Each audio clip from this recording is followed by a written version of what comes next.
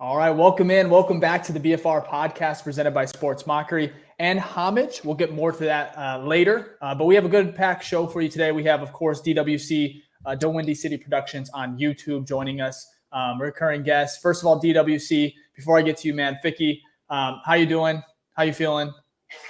I'm feeling pretty good. You know what I mean? Like as we talked last time from our draft show. Have you recovered? I have recovered. You know what? Honestly, there was a little bit silver lining in the cloud because I got to watch the draft on, what was that, Saturday? And I watched it just chilling at home from like 12 to 7. And it reminded me of when I was a kid, when the draft used to only be on Saturday. And I would wake up early and watch that shit straight through, which is kind of psychotic to think about. But yeah, it kind of brought some nostalgia back. So, you know, a little W, even though I did miss being there. So, yeah. No, absolutely. We'll get to that more in a bit. But DWC, man, first of all, we saw your awesome draft party. I think it was with Just Another Year Chicago. It was awesome. First of all, just tell us about the experience, man. How you feeling after that event? Yeah, it was a lot of fun. Shout out to Nick for putting that together. But I got to meet a lot of you guys, maybe in the chat that you might have been there. A lot of other Bears content creators, and it was a lot of fun just reacting to one of the biggest drafts in Bears history with some other Bears fans, and I cannot wait to talk about that draft, man. I mean, it's going to be a lot of fun, speculating about all these people for the next couple months till the season starts. Yeah, no, go Figgy. I was going to say, I saw the clip of you trying to contain not spilling the information. Bro, that was me. That. Yeah, that was me with Ficky. Not react to it until the pick is actually made, but I didn't hear him at first, so I just we got Odunze. Everybody else was like, no, be quiet. So, yeah, you were like, you went straight down. I go, I wonder if he gave it away. Yeah. Everyone else is stoic about it. That was hilarious. But that's how Dave was on our draft show. I'll be honest, man. I wish the draft wasn't leaked early, and I wish every stream, I wish it was just like on YouTube and it was all one stream. So no matter what, wherever you were in the world, you got it at the exact same time. Because like Ficky said, we were on stream doing the reaction just like you guys. And I was about 20 seconds ahead. Easy. Ficky? And you're watching TV. We weren't even leaked from Twitter. It was literally somehow I was ahead of him. And so I'm hearing Odunze at 9 and I'm just like, I can't react. I'm trying to, actually I did, but I couldn't believe it. And then Ficky's over here like, wait. But to be fair, like once we realized, we knew what the pick was at 9 once we saw it's the Bears. I feel you. I feel you. I thought it could have been a defensive player at that point. Like I was actually expecting for it to be Byron Murphy or Latu, whatever, because they talked about that before, before the draft started. So I love this time here. Big fucking Rod Bros. What's up? Yeah, so we have a little ongoing joke, DWC. People try to always guess what BFR stands for. And for some reason, it's been now set as Big Effing Rod. So we roll with this. But no, I feel you on that. Byron Murphy was there was a lot of smoke, a lot of talk about him being drafted to the Bears at 9. Mm-hmm. But I thought maybe if they were going to do that, it was going to be possibly a trade back, get assets, because you didn't need to take him that high. And he went 16 to Seattle, right? So obviously we saw that. But I do get you. They could have taken Dallas Turner, Latu. It was a bigger need than receiver right now, right? Like 100%. Odunze is not he's not going to be playing a big role, I feel like, for this year. He might, obviously, but an edge rusher would have played a bigger role for this year. But for the next 5-10 years, he's going to play a bigger role than whatever edge rusher we could have gotten. And I saw people talk about how the edge rusher class next year is much better than it was this year, too. So we should be fine in that aspect anyways, next year. No, absolutely. And I want to go ahead and we'll hop right into it. But before we do, I want to thank everyone that's been hopping in. If you're on Twitter, wherever you're with Facebook, if you can go ahead and hop on YouTube, leave a like, go back to Twitter if you want to. But again, we are just crossed 4,000 subs for the podcast. So we want to appreciate your support. We have a Odunze jersey giveaway coming soon. Hell yeah. But we're going to go ahead and start with just going over the Bears 2024 draft class. Just kind of see what the Bears are building here. It's a smaller one than we're used to, of course. But I want to go through them. And then I have 4-word reviews that we'll kind of get to. So number 1 was Caleb Williams. Number 9 was Odunze. Round 3, pick 75 was Karan Amagaji. Is that correct? Yeah. Pretty close. Karan Amagaji. Mm-hmm. Then we got the punt god himself in the 4th round, Torrey Taylor. And then, of course, we have, Butler, the edge rusher, Austin Booker. Mm-hmm. Defensive lineman, Kansas. And so overall, I want to go ahead and start with you, DWC. Obviously, there's a lot of praise with this draft class. It looks like the Athletics, Dan Bugler, I think, Ficky, you tweeted this earlier today, gave them the number 1 rated draft class, according to him, which is pretty important that he does the beast. So when you factor in everything he does research-wise and how much film and what effort and time he puts into this, the fact he gave us number 1, and maybe that plays into the class of, quarterback and then receiver, very, very high-value picks. But DWC, 4-word review for this draft class, man. A franchise-changing draft. That's 4 words, right? Yeah. Yeah. No, I think so. I was counting with those. Okay. Unless you want to combine franchise-changing, but not. Yeah. I think it was a franchise-changing draft in all aspects, right? We got a quarterback of the future in Caleb Williams, who is one of the best quarterback prospects we have seen in the last 10 years. And this never happened to the Bears, where we were able to select the best quarterback available in the class. Well, I guess 2017 we could have, but back then it was not like really known that Mahomes is going to be the best quarterback in the class. This is the first time where the consensus number 1 overall, prospect at quarterback, the Bears were able to select, which is super exciting. I mean, I think, Caleb could be a Bear hopefully for 10, 15 plus years if everything goes according to plan. Knock on wood. So that was a super exciting pick. We got Odunze too to be a compliment to him, which he could also be a Bear for a long, long time. And it's so hard to get number 1 receivers in the NFL. The Bears could have 3 of them right now, right? Like that's never happened before in our entire lives as Bears fans. The closest we got was maybe, 2013 with Brandon Marshall, Alshon Jeffrey, all those guys. But that was 10 years ago, 11 years ago now, right? So it's been a super long time. And those 2 obviously were the main takeaway from the draft. The other guys we got could be pretty nice pieces too. Like Torrey Taylor could be a Bear for a long time too, because he plays punter, right? And he's one of the best punters I've ever seen in college football. So he could be a Bear for a long time.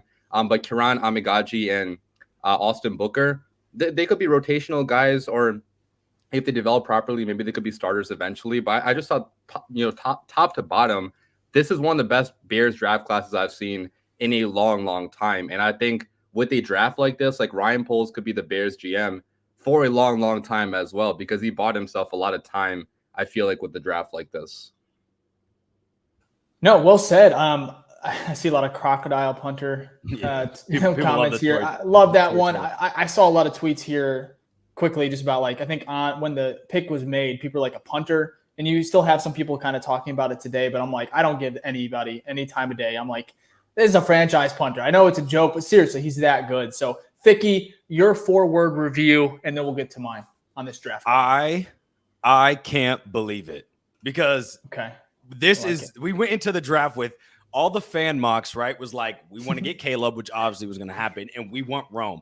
If the draft ended after day 1, but the other team still got to draft when we didn't, I promise you, Bears fans would still be as happy, right? Because that's all that matters. Those 2 top 10 picks are, like DWC said, franchise-changing picks, especially Caleb Williams. So, Dave, going into the draft, right, I talked about what's so nice about this is that you're getting the number 1 prospect, but you still have that surprise at 9. What I didn't mention is that we were going to get the guy that we want.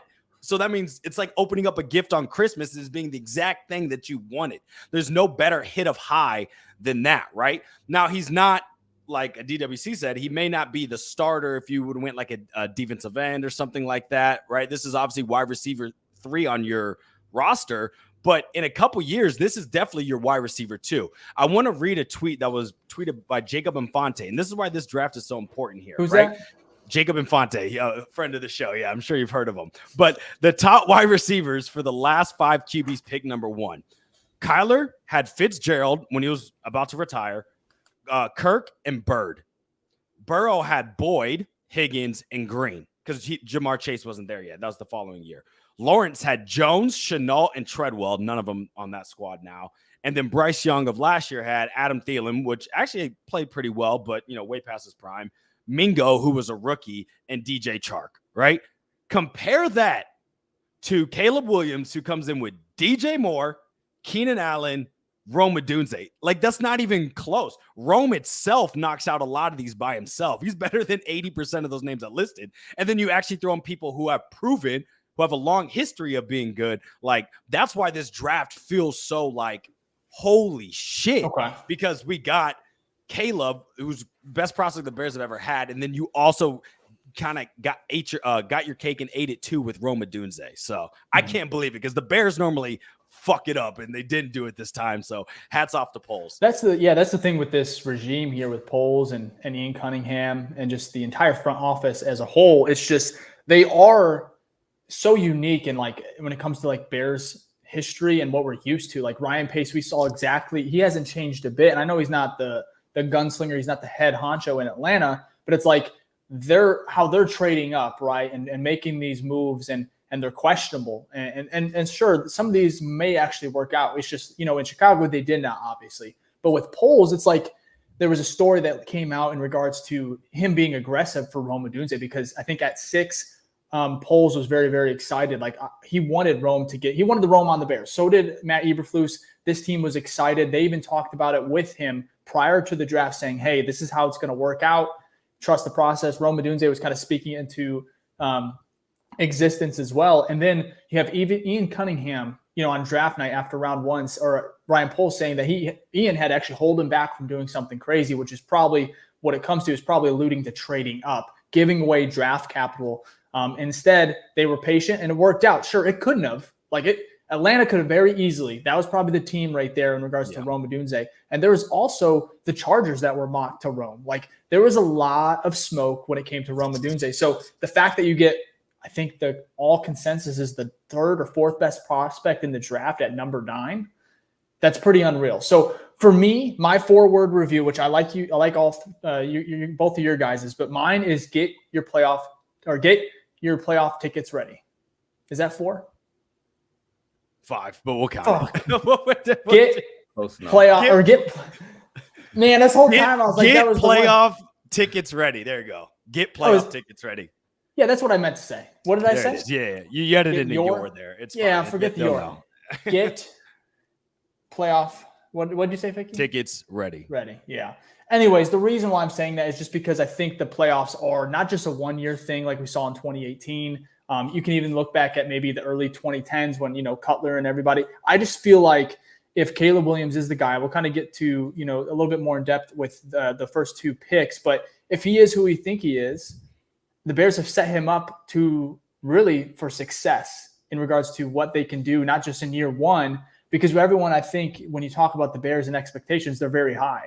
But and rightfully so, but I think that the Bears should at least be able to get a wild card spot at the very minimum and then compete year in, year out for the next, hopefully 5 to 10 years. And I'm not saying, there's going to be, ups and downs or, down years. And it could even happen in year 1 because quarterbacks typically take time. But for me, it's like, I feel like the playoffs have just been like every 5 years or like once a decade, which is once every 6, which is disgusting. It's as a Bears fan, it's like we hold on to, these good seasons and we use that for like 5 years of like, good feelings, Yeah, it's the we peaked in high school a little bit. It's the we peaked in high school attitude. That's what Bears are. They get that 1 year and they're like, yeah. Well, back in high school, I used to. It's like, bro, that was 6 years ago. I still watch 2018 Bears highlights, and it's 2024. Exactly. Right? Yeah. I just think about that entire season and how it ended, of course. But it's like that right there.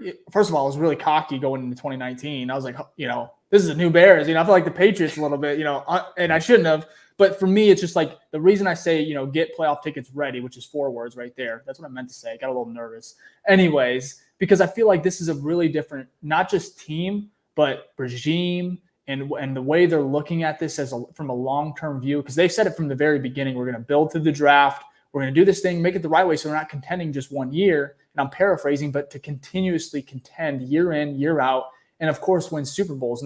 And it aligns with, obviously every player wants to win a Super Bowl, but Caleb makes it known. Like 8 Super Bowls, that's really bold. Like I don't think you hear that very often, and it's an ode to Tom Brady. He wants to be the best. But for me, that's my 4-word review. Now I kind of want to get to just referencing Caleb Williams again, because one of the coolest things I think came out of the draft, we kept on hearing it after every pick, was Caleb Williams was texting I think it was the punter. What was it? Tory Taylor. And he said, hey, welcome, but you're not going to be punting that much. And so for me, DWC, what are your thoughts? Obviously, we know that the smoke and, the red flags that were, obviously just, it was kind of embarrassing. I think Cole Kmet said like he felt a little bad going into that meeting that he went to with the rest of his teammates, feeling like, hey, this is not who we thought, this is not who Caleb Williams is. He was down to earth. So for me, DWC, how are you feeling about just those moments, those text messages when you're hearing those things, on round, day 1, 2, and 3 of the draft with Caleb Williams? Yeah, I'm feeling really good about it. I think he's already inserted himself as the leader of this franchise, and he's super excited to be a Bear too, which you usually don't see. It seems like, if you look at obviously Fields has a different personality than Caleb does, right? But if you compare their reactions, right, like Caleb was like on the stage, like, yelling and like super pumped up. And I love that moment. That was cool. Loved it too. Like he came up with the bear claw thing too, which I don't think anybody besides for the super fan we have, Don. Bearman, like Don the Bearman, he came up with it obviously, but like Caleb is the first player to actually make it mainstream. Make it mainstream. Yeah, like now all the Bears, fans, all the analysts are like doing the bear claw too. So I love how pumped up he is to be a Chicago Bear, because it goes against everything you heard in the pre-draft process of him, maybe not wanting to come to the Bears, or maybe wanting to force his way to his hometown Washington Commanders, which are a much worse franchise right now than Chicago Bears are. That never made sense to me. RG3 talked a lot about that, but that never happened, right? So I'm happy that he's already, the leader of the franchise, and he's super pumped up about it too. Like he's showing excitement that no other Bears quarterback really ever has. So that was super cool. And then also just seeing him interact with the teammates, interacting with the media, even with the fan base too. Like he's on Twitter, liking Bears fans posts, retweeting Bears fans posts. Like he's really the face right now of our team. And you can see in his bio too, he already has the Bears right there, which I really love, right? So I think the Bears fan base is going to fall in love with this personality, especially if we start winning football games. Like his shit talking, all that is going to be loved by us, because we never really had a quarterback that had that type of personality, besides maybe Jay Cutler to some extent, but Jay Cutler never really could back up his shit talk, right? And his trash talk on the field. I think Caleb will have the opportunity to back up his talk on the field with really fantastic plays. So really super excited for, this upcoming season. Yeah, I think that's go Ficky. I was gonna say there's a good comment here though. He liked your highlight video you made too. So you know what I mean? Let's give it a little plug there. Did he retweet it? He retweeted my 20-minute instructor play. Oh yeah. Okay. Yeah. Oh, he's got a retweet. Yeah, like I'll be honest, I don't think he hasn't liked any of my stuff or anything. I'm like, did I say something? No, he I think it's funny because he not only likes it, but like you said, he really does.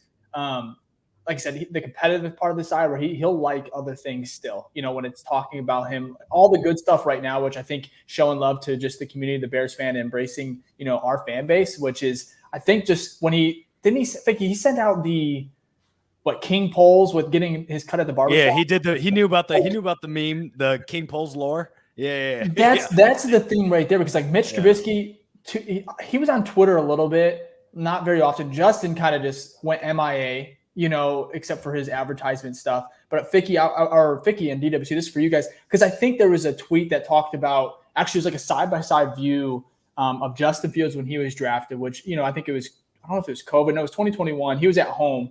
But like they are kind of two different personalities, because Justin is very almost nonchalant, where it's like we know he cares, he puts in the work, but like he's not as, I guess, vocal. And then you have Caleb, who's something I don't think we've ever seen in regards to like a Chicago athlete, maybe in a very long time, because Derrick Rose is pretty quiet, Anthony Rizzo, maybe, KB. But for me, I just think the idea of the leader that Caleb is so unique. And it's kind of what this fan base and what this kind of franchise needs, I think, just to kind of get over the top. What were you saying, Ficky? He's a rock star. That's what it is. It's a superstar personality. Yeah. You know what I mean? And the good there's good and bad to that, right? If you win, that's an amazing personality. Like when the shit talking is great, you know what I mean? When you can back it up. Tom Brady was a shit talker. May not like been on tweets. He's from a different generation, Twitter like that. You ever hear voice recordings of Patrick Mahomes? He be talking shit all the time. You know what I mean? They're fierce competitors. So like, I don't have a problem with it. And I think everyone will be on board. But the biggest key, which is always the biggest key, is you have to win. I'm not saying he's not going to. He's definitely put in a favorable situation to do that. But if he comes in here and doesn't win, people will look at that and go, oh, wow, what a diva. You talk too much. You're not focused on the game. All that normal cliche stuff we hear, right? But if he comes in here and wins, he'll create a cult of Caleb's. You know what I mean? Like, it's going to happen where people are gonna. Hey, Colt has been retired. We are done with that era. I don't know if you've been on Twitter recently, but I don't know if it's fully retired yet. But yeah, probably you get my point though. We're going to either, if winning is there, it's just going to get more extreme with it, which is totally fine. People are totally with it to the extremity of where it's at. And if not, people are going to use it against them to be like, oh, you suck and all that stuff. But, I'm cool with it. At the end of the day, I think the biggest key, which she always talks about, and this I am with a lot of people and just in general, is like, be you. If that's who you are, I'm cool with it. Even if it doesn't lead to winning, I'm like, you know what? It didn't work out. But if it's like you're just doing it to do it, which I don't think he is, like you look at his history, he's been this guy. And when people talked about, oh, we can't handle the limelight of Chicago, all that stuff, I get it. I get that Chicago has one of the biggest fan bases. That's why we broke Fanatics for his jersey sales. I totally get that. But this man has had millions of dollars from NIL. He's been in the spotlight in one of the biggest cities in the world, which is known as Hollywood, and he handled it just fine with a losing season. You know what I mean? So I think he'll step in here, and as long as he backs it up and the teammates, back him up and think that he's a good person, things like that, I think we'll be fine. And so far, everything has gone the right way. How he's reacted to everything, how teammates have talked about him, you know what I mean? How other prospects have talked about him that have met with him, done things with him. His past teammates, like you mentioned, Cole Kmet, DJ Moore, Jalen Johnson talked about him today. Like, what's not to love? Yeah. What is not? So what's DWC Ficky, I want to play. I didn't throw this on the overview for the outline for today's episode, but I want to. It's kind of brought. The question I have here is little devil's advocate. So I'll start with you, DWC. Every time we change quarterbacks, every 3-4 years for the most part, unless you get Cutler and whatnot. But for me, if you were, if you're talking to another fan and this fan is skeptical, tell me why this time is different and try to be don't be vague, but tell me exactly why should I actually be excited as a Bears fan, because there's probably are pessimistic, hey, let's wait till, he takes a snap, beats the Packers. You get those comments. So for those, fans and those analysts, media, whatever it is, why is this time different? And where is the optimism? Why is it different? So I'll start with you, DWC. It's a good question. I mean, even in my comment section, I get a lot of comments like, why is this time going to be different? And it's because it's a combination of his talent and also the situation the Bears put him into. We have never put a quarterback into this type of situation where they're going into a team that has 3 number 1 receivers, an experienced offensive play caller, solid tight end, solid, maybe okay offensive line, right? Like, I think that development does matter a lot because we've seen other quarterbacks around the NFL, like Jordan Love, for example. Like, I'm not sure if he would be Jordan Love if he wasn't on the Green Bay Packers. If you look at Patrick Mahomes, he went into a stable situation with the Chiefs, right? So the situation does matter a lot. And the Bears have built a situation that's actually so good for the quarterback for the first time ever, where I feel like if he doesn't do good, it's going to be on him and not on the Chicago Bears. But if you look at his talents too, like, he is the best talent the Bears have ever had at quarterback. Like, obviously he's better than Justin Fields too. I think last time we drafted Justin Fields, I said he's the most talented quarterback to ever be drafted by the Bears. Caleb is better as a talent, right? In college football, like he's being drafted number 1 overall. Fields was drafted at number 11 overall, right? And in college football, he had better stats than Fields did. His film also was better in terms of passing from the pocket. Like, he's a fantastic, pocket passer too. If you look at his pocket passing abilities and out of structure, he can do a lot as well. If you look at his leadership, if you look at his, how his teammates like him too. So I think that combination of what he did in college football, being the best prospect ever being drafted by the Bears, and also what the Bears are putting him into, should enable him to have success, knock on wood. But we'll see when the season starts. And that's where I think that video where we talked about Caleb retweeting it, it's on your YouTube as well, which your YouTube is going to be in the link in the description for YouTube if you're watching on YouTube. But I think that video right there, because I think I watched it twice or almost like a time and a half for the most part, because it is different. Because when you hear those things on Twitter, you see these splash plays like Ficky, you did it for like a month or 2 straight of just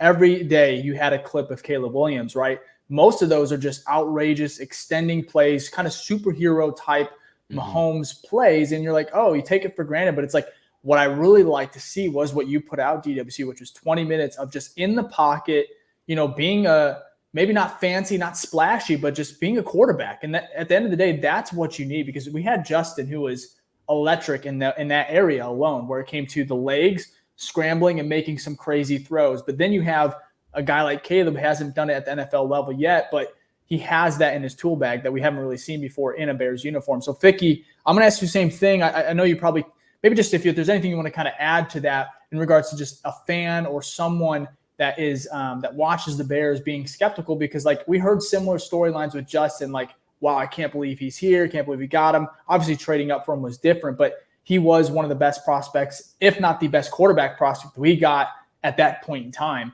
And now we move on to Caleb, and obviously it's a little bit different story, but what would you say? What would you add to DWC's points?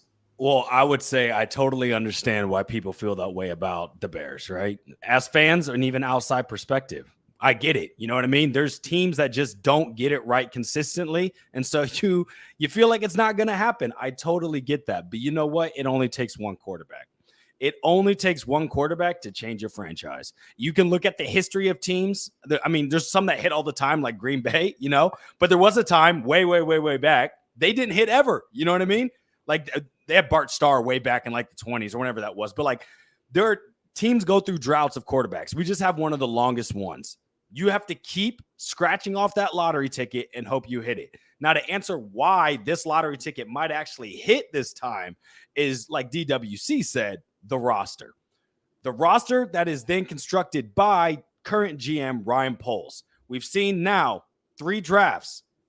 At least this one we can't judge just yet. You know what I mean? Like how well they will do. But on paper, I'd say that's a check, right? That's a pass there. You look at the other 2 drafts. Those were passes as well, doing above average. You've gotten multiple. From this draft alone, you got 3 starters. Quarterback, wide receiver, punter. Okay? The previous draft, you got 3 starters. Tyreek, Jaquan was the one before that. But I can't remember them all. But, yeah, go ahead, Rashad. I was going to say Javon Dexter and Darnell Wright as well. But Darnell Wright, 3 starters. The draft before that, that's Jaquan, Kyler, and Tyreek. You know what I mean? You're getting 3 solid starters from each draft. That's 9 players right there. That's almost one side of the football, right? So that's important. That's a very important key where he said we're going to build through the draft, and by God, he has built through the draft. And that's why we see this situation where we get lucky and get the number 1 prospect, but this roster that's been constructed is not luck. That is Poles making very logical moves to build this roster in the way it is. Straight when he came through, he said, hey, I got to tear this down, and I'm going to build this in a smart way, right? And he's done that. So when we do get luck, it also falls in favor because you built everything else. You know what I mean? The foundation of the house has already been built. So when you win a free TV, you already feel good because your house has been furnished. So I think that like tying that in gives us the most hope. And then doubling down on what DWC said was the good thing about this is if it doesn't work, that obviously sucks. No one's arguing that. But we will be able to tell pretty quickly whose fault it is. We'll be able to say, you know what? Ryan Poles built the roster. It made sense that he was supposed to pick Caleb Williams. Consensus number 1, Caleb, you're not delivering. On to the next. Instead of having, well, let's take it another year like we had to do with Justin Fields, right? Well, let's figure this out, right? I know he came in late into that process and he didn't draft him, so I get that process. But you're going to know right away what you need to do, and knowing what you need to do quickly is smart. You look what we did with Claypool. That didn't work. Boom, out. Instead of holding on to it, now he's on the books, right? So I don't think that's what's going to happen. I think this is going to do at least good and has the potential to be great, right? His floor is much higher, tied with how good this roster is, that him coming in, he actually doesn't have to do that much. He really doesn't. Just don't turn the ball over. Get it to one of your 8,000 get tools in your toolbox and let them do the work. You know what I mean? So you're not asking him to do as much, which will help him, I think, also in the long run of being a better quarterback, making sure that confidence is there because you have reliable people around you. Everyone compares him to Mahomes. Look at Mahomes' situation. He came into a Tyreek Hill, a Travis Kelce, a good line, and Andy Reid. Like, You can build confidence because you don't have to put the team on your back, even though he did sometimes, but you have people around you that can help you, move the offense. And then when you get that confidence, you're on God mode. You don't need all the weapons now. You want them, but look at Mahomes and what he's done. Like, the greats are great because they then can put the team on their back and they don't have to rely on that. But it takes a minute to get to that because you have to build up the confidence and obviously experience. So all of that said, like, I feel very confident and I feel like most fans should be too. But if you're not, I totally understand. That's good. I think you guys are both right. Before I kind of hop into what I was going to say to kind of elaborate on that, but I want to go ahead and talk about this comment right here from Mr. J Maddox on YouTube 21. He goes, the King Me celebration against Green Bay is going to hit like crack. Absolutely. I think that's what I'm waiting for, to be honest. And then we have from Steven, which how do you say his last name? DWC? Nagishi. Nagishi. Yeah, I thought so as well. But shout out to $2 super chat here. It says, sup guys, awesome job. Appreciate it. Go check out his show and DWC. I was just watching it a couple days ago. Yeah, he was on your stream, your live one for day 3, day 2. Yeah, day 2. Yeah. I love watching you guys, so appreciate that, Steven. And then there was another one here that says, I got one more. You guys what's my bad? We had another super chat. My bad. I was jumping into this. My bad. We have Stratus 307, $5 on YouTube, said, hey guys, been pumped to see where this team can go. Appreciate it, Stratus. This might be a first time. I haven't seen you in the comments, but if so, appreciate the $5. I think Stratus, you're so right, man. Like, I cannot wait to see not just for year one, but what is this team going to be as far as, like, I'm not saying dynasty, but like, what's the ceiling? Like, are we talking like perennial, like every year? That's what I'm excited. I wish I could jump like 5 years ahead and then come right back if it's good, and be like, guys, like, this is going to be a great next 5 years. And hopefully more with Caleb. Obviously he can play another 10, 15, hopefully. But before I get to my comment about, why I feel like this team's different, this one right here is from Elliot Oliver on Twitter. Did you guys see Booker's Senior Bowl clips against the Packers first round pick? Austin Booker. Against Jordan Morgan, right? Mm-hmm. I seen it. You guys saw it? Yeah. Beat him up. I would show it here. It's not appropriate for YouTube. It's that disgusting. Seriously. NSFW, man. Go look it up on Twitter. It makes you feel good. I'm not going to talk shit on the Packers. I do it. I've done it. Yeah, I've done it before. I've laughed at their draft picks. I'm going to learn, but I do like Odunze's, and we'll get to that in a little bit when we talk about, the wide receiver trio that the Bears have put together here. But, the fact that he said, he already hates Green Bay. He can't stand the colors, green, he pukes when he sees it. I love that, kind of placing the target on your back a little bit. But I love it. Like, when you get here, the Bears players, like, they know that's a game you got to win. And if you don't, you may be out of town. Like, that's how bad it is. That's how bad this rivalry is. And they have to turn it around. But you know what I love about Caleb, though? I think, like, in his head, he's like on his goal list, obviously I don't know, this speculation, but like, he's like, no, destroy Green Bay. Like, just based off on his phone. On his notepad, wherever his phone screen, phone background. But like, don't you guys feel like he's probably like destroy Green Bay, probably using some other vulgar language, but like, don't you feel like that's something like a first year goal that he wants to come in here and just do? Like, you want to cement yourself. You want to get people on board with you. You want all those people that talk negative about your nails and, that type of stuff. Beat Green Bay. They'll already start designing the statue. It's not built, but they'll start designing it if you can do that, because that barely happens. But what do you think, Rashad? Yeah, I think he grew up a Packers fan, right? So like beating the team he grew up I'm not sure if he was a Packers fan per se, but like he was a Rodgers fan growing up. So beating the team and like kind of like emulating what Rodgers did to our franchise, I think would be big on his list, like on his notepad, like you said. And if he beats the Packers in his first year, like Ficky said, build a statue, man. I mean, the last quarterback to beat Green Bay was Mitch Trubisky, and that was mostly because of a good defense. If Caleb does it by himself and like actually puts up a lot of points, like he is 100% going to be our franchise quarterback. Well, that's crazy, Rashad, because now I'm thinking about, I'm like, there really hasn't Cutler. Justin not beat Green Bay? Never. Not a single time. Holy hell. And Mitch did it with the Bojack interception where he got injured week 17. Yep. And then Cutler did it a couple. That Monday Night Football where we were up 21-3 or something. Oh, the Khalil Mack game. Yeah. Yeah, we lost that one. So, anyways, though, yeah, I agree with you. Yeah, we guys lose there. a lot. Yeah, we do. Yeah, that has to stop this year. I'd love to sweep them. And I think Montez Sweat said we weren't going to lose to him this year. Is that right? That's another. Yeah, that's another. Yeah, I mean, not mean, but that's a hell of a quote. Like these guys, I like it, man. But I want to get back to why this is different, why it feels different, because I think you guys are right. If the players, like if Caleb is, Patrick Mahomes or a superstar, that makes it a lot easier. But for me, I think it starts with not even just Ryan Poles, but like I think Ian Cunningham. I think in a couple of years from now, we're going to really hear about how critical and the value he really was for Poles, because like he's been 2 cycles now when it comes to declining, or actually I don't think he got it last year, but just this year where he is getting GM interviews, right? And I think he had an offer as well, but he declined it, if I'm not mistaken, from Arizona. And it's cool because he probably sees where this thing's going and where it is right now and where it's going to be. But the fact that this regime and Poles, you can kind of see him pulling things from Kansas City on how he's building this roster. Then you have Ian Cunningham, who I think is just a superstar within himself. So these 2 top guys, and then you have the staff that they have underneath them. And then Matt Eberflus is interesting. That's actually one of my 3 big questions that we'll get to later. But I think just those 2 guys to highlight, I think that's what's so different.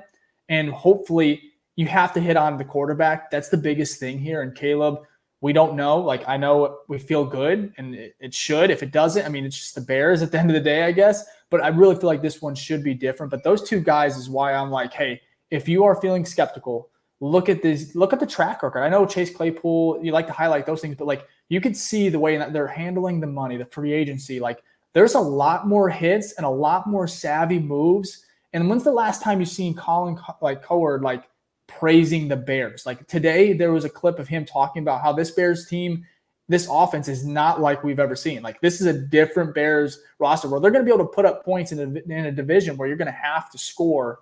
And then hopefully we have the best defense, because like that's where the game is. And the fact that we have an offense to talk about where it's like top 5, top 8, top 3, like that. Those are the questions when it comes to this part of the ball. That's so interesting. So I think those 2 are really if you're not going on the players, like it's the guys that are bringing Absolutely. These players in and the roster. And I know it's like King Poles, trust Poles, but it's like, I think it goes a little bit deeper, because I feel like he's done a really good job of just, trusting his staff and building it. And I know he had to make some changes, do some, HR stuff and everything like that. But, overall, I think that's a huge positive outside of everything you guys obviously talked about. So you know what's crazy though? Like even if you think worst case scenario and like Caleb doesn't work out, we are in a situation now still where we have more than 7 draft picks next year, right? The year after that, we have 7, right? We have basically, in essence, we have not given up future draft picks, and we have more than the regular standard. Yeah. And our cap space is good at least next year, and the year after that, it won't be like in hell. So we're 11th in cap space right now. Right. So you're flexible with your cap still. You're flexible with your picks still, right? If things don't do well, not only has Poles built this roster to be good, right? But if your biggest piece isn't with Caleb Williams, you are not in the worst situation, right? You don't have to do let's say like a Panthers trade to maybe get a new quarterback. I'm not saying this is what's going to happen, but he has hedged. He's like, there's a little luck involved, but he has really constructed this roster in like the smartest way possible. That's why there's so much. That's why I have so much. 8 picks next year in the draft. We gave one back to the Bills. So we had 9. We had 9 before. No, one was going to be the 9th was going to be for Ian Cunningham if he left, but he got extended. So now we're at 7. 8. And then we gave 1 away. So 7, I think. But still, like 2 seconds, first, third, maybe 5th. Anyways, either way, you really are set up. And that's a testament to these guys that are running this team. And you have Kevin Warren the opposite, on the stadium talk, which is, a whole nother thing. But it's fun. So let's move on to something that's even more interesting here. The Bears wide receiver trio, because right now the NFC North is absolutely loaded, which I guess we'll start with that. Bring up that graphic. This was from the 33rd team, and I kind of wanted to just kind of touch on it because I think it's just when you look at it this way, like they didn't even fit Cole Kmet on our I think our chart here. Let's see. Let me know when you guys can see it because I'm bringing it up here. Ficky, can you see it? DWC? Yeah, we got it. All right, cool. So this is it right here. The NFC North offenses. Let's see if I can bring it over. So right here, we'll start with the Bears, and then we'll go to the Lions, which is still pretty good. So we have the Bears, which is William Swift, Allen Moore, Odunze, and then you don't even have Cole Kmet, Gerald Everett, DeAndre Swift, because I think, obviously you don't want to, for graphic purposes, you can't throw every player on here. But then you got the Lions with Jared Goff, Gibbs, St. Brown, Williams, Laporta. And then you have Jordan Love and the Packers with Jacobs, Watson, Reed, and Romeo Doubs. Mm-hmm. Then you got McCarthy, or you can throw in Sam Darnold, depending how you feel, what flavor. Aaron Jones, Justin Jefferson, Jordan Addison, TJ Hawkinson. So right here, It's like the DWC. Let me get your thoughts. Like, is this the best division in football? Yeah, I mean, it's up there, right? Like, if it's not the best, it should be the second best. If you look at the defenses, like even the defenses, I feel like are pretty solid for them. Like the Vikings maybe don't have the best defense, but like the Lions have a pretty decent defense. The Packers are always like, top 15, it seems like, and the Bears have a pretty good defense too. So this very easily could be the best division in football, which makes our goal of making the playoffs a little bit harder, obviously, because you have to go up against these guys twice a year. But if you even look last year, right, like the Bears almost swept the Lions last year, even with like not having as good of a team we have right now. We almost, we did beat the Vikings one time. We could have swept them if maybe Fields stayed healthy in that game. Yeah. The Packers are the boogeyman, though. Like, I'm not sure if we can beat the Packers. I hope we can beat them one time, but it 100% is the best division of football. Like, really good quarterbacks, really good playmakers. I totally forgot the Vikings had Aaron Jones, so it sucks we have to play against him twice a year too. But it's going to be a dogfight, man. Like, it very easily could be the best division of football for the next. Of course, we would have a really good offense, a really good team, and then also have, like you said, DWC, perhaps the best division of football. Like, that's just, it's not the best combo. Like, I would have loved to have, like, okay, a team or two that's like one mediocre, and then you have maybe like the Vikings who are like in complete rebuild mode. But no, we have four legit, and depending on McCarthy and how he plays, it could just be a bloodbath, man. Like, it could be absolutely disgusting when it comes to like playing in this division. And so it wouldn't be surprised if you at least have two teams, maybe even three. I don't know if that's possible. But yeah, three have made it. Yeah, but you'd have to, you would need like, that's happened when like the NFC East had like no team over 500, but like a team least. Yeah, NFC least, and so they had to only one team would make it, but since everyone else, their record's so low, you're able to get multiple from Ficky, bias aside, right now, where do the Bears rank? Just give me rank these third. Offenses. Yeah, it's gonna go It's gonna go offensive wise. It's gonna go Lions. Goff has been playing well. Jahmyr Gibbs and Monty's not even on there. They were a great duo back. St. Brown just got the bag because he's been balling. Laporta just broke rookie records for tight end, so he's a dog.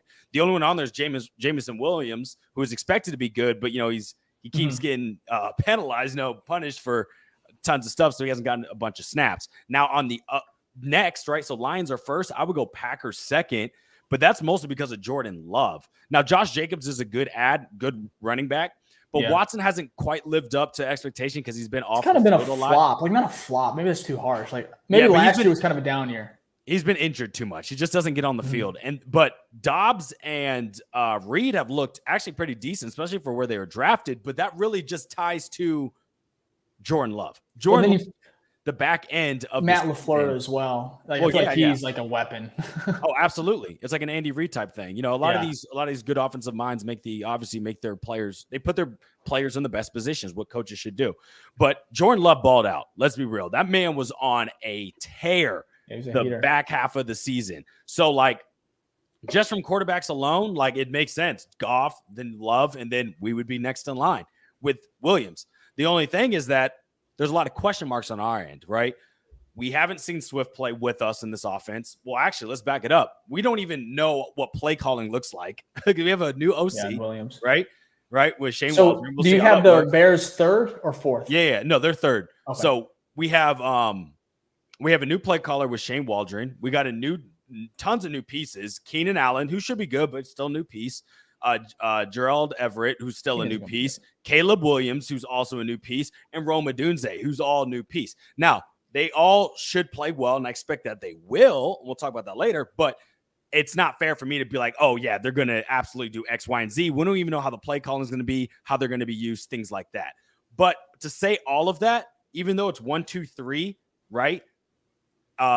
Anyone can win this division, right? I think its likelihood is probably still the Lions, and I think we would have to beat out Green Bay to get that second at least once. But it is up for grabs per se, especially for that wild card, the second position. And then last thing, the Vikings are last only because of their quarterback, right?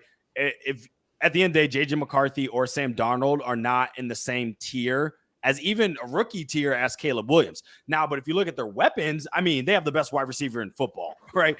TJ Hawkinson's also a pretty good tight end. And then you also have Addison, who was good. And then Aaron Jones has had, I mean, he's been getting injured a lot recently, but he's Bear killer, we know as a Bears fan, he kills a lot of teams in the NFC. So they've got a good squad around him, and JJ McCarthy is falling into another favorable position as well. But it's up for grabs, I'd say. Lions most likely to win it, but that wild card spot will really be dependent on how well we face up against Green Bay. We sweep them, we can probably take that. Okay. DWC, how are you ranking these guys? Same with Ficky, or how are you feeling? I'd have to agree. Like, just not being biased, you'd have to go Lions 1, Packers 2. I will say, like, our ceiling is finishing number 1 here on offense, right? Because I do think the Lions could take a step back to some extent. I'm not saying it's going to happen, right? I know they kept Ben Johnson here, so that's a big boost to them. But Jared Goff has had moments where he does not look like a good quarterback, right? Especially against the Bears defense. Like, he threw 3-4 picks against the Bears defense. Could have been like 5, 6, right? We broke him since 2018. Yeah, there's a possibility that Jared Goff could take that step back, but because they have Ben Johnson, because they've already proven it, I'm not going to predict it to happen. So you'd have to say number 3 for the Bears right now, but they very easily could finish number 1 with the playmakers they have right now. I think that's a good point right there. You both made really good points, because I think the potential is like, it could be scary. I was actually listening to Theo Ash. He was on his own podcast, Stay Hot Podcast. And I was like, I got to hear what he says about the Bears. He's a Packers fan. And I think he put it perfectly. Theo said, I am really scared of the Bears. And he said because of Caleb Williams, but then you got Rome Odunze. But he also said because of how it's not about, he doesn't believe they're good. It's not like if they're going to be good, it's how good and how quickly and then how good. So what he thinks at first, when in regards to Flus, he said that Matt Eberflus coming back, he feels like that may actually push the Bears from being like great for another year or two, just because he doesn't believe really in Flus, maybe the development and everything. But he also says that they could be like better than the Texans, CJ Stroud type season, where it's like, that's how scary the Bears offense. And he also talked about the defense as well, because you pair potentially a top 10 offense, which is kind of weird to say, but it's possible. And then you already have a top 10 defense if they don't, fall off a cliff and they continue that momentum, right? So if you pair both of those things, where it could be, you can even have like one that's maybe a top 5 defense and then a top 10 offense. That's where it gets really scary, because if you're holding teams to 18, 20 points a game and you got Caleb and company, maybe they get on a roll here, like kind of maybe Jordan Love or CJ Stroud, where you're putting up 28, 30 points a game. That's where it gets a little scary, because you can just continue to outscore, opponents. And that's where I thought Theo was really interested when it came to just, he believes that they are scary. It just depends like how good and how quickly can they get like great. And that's all a testament to just the coaching. And we're going to get to Matt Eberflus later in the three big questions. But I just think it's interesting to hear about like how insanely stacked the NFC North is just on offense. And we didn't even talk about the defense. But now I want to get to kind of the wide receiver trios in the league, because we'll start with the NFC North here, DWC. And before we do that, if you guys are enjoying the show, make sure to hit the like button, subscribe. Take a moment. If you're on Twitter, Facebook, move over to YouTube, come like the show, comment. Really just helps the channel grow. We just reached over 4K subs, Ficky. So super excited about that achievement. And we do have our Rome Odunze giveaway coming here shortly. And then DWC, if you haven't heard of them, first of all, you're not involved in Bears Twitter enough. I don't know if I'm consider you a fan right now, but follow him. All socials, I think it's DWC Prods with the Z. And then, of course, his YouTube channel is DaWindyCity Productions. If you want to stay up to date, news, highlights, he has everything. He's the full package. And, of course, he's just a good guy. So we appreciate him hopping on, talking. And now let's get back to the good stuff. So wide receiver trios. I'm going to start with the NFC North because we can go over the whole entire NFC, but I want to kind of lock in 33rd team here. Brought up this graphic, and I think they're missing a couple potentially here. But these are rank these NFC wide receiver trios. So, of course, we have DJ Moore, Keenan Allen, and then rookie Rome Odunze.